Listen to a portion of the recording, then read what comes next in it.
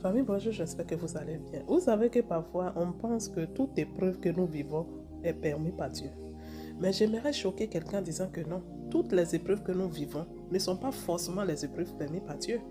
Parfois, nous vivons des situations à cause des actes que nous avons posés.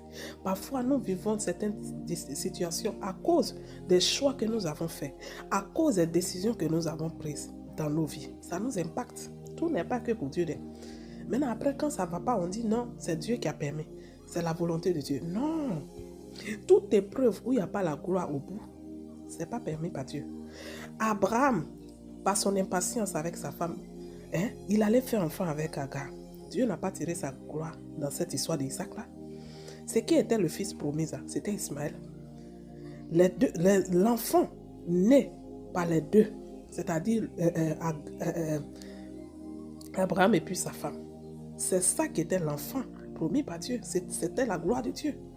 Daniel, il s'est entêté. C'est-à-dire il a défié le Dieu de ce monde. Il a mis Dieu au devant.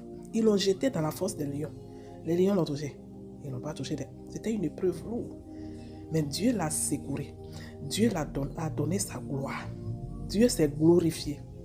C'est ça. Job a tout perdu.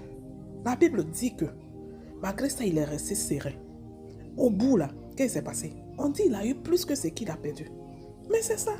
C'est quelle épreuve nous sommes dedans? Il n'y a jamais devant, il n'y a pas derrière. Il n'y a pas gloire de Dieu dedans. Et puis tout le temps, on est là, on dit, non, c'est Dieu qui a voulu. Non, c'est la volonté de Dieu. Si Dieu n'avait pas permis, il a dit, il a mis au devant de nous le bien et le mal. Il nous conseille de choisir le bien. On ne demande jamais son avis. Maintenant, quand c'est gâté, on dit, c'est la volonté. Dieu a voulu. C'est Dieu qui a permis. Quel Dieu qui a permis?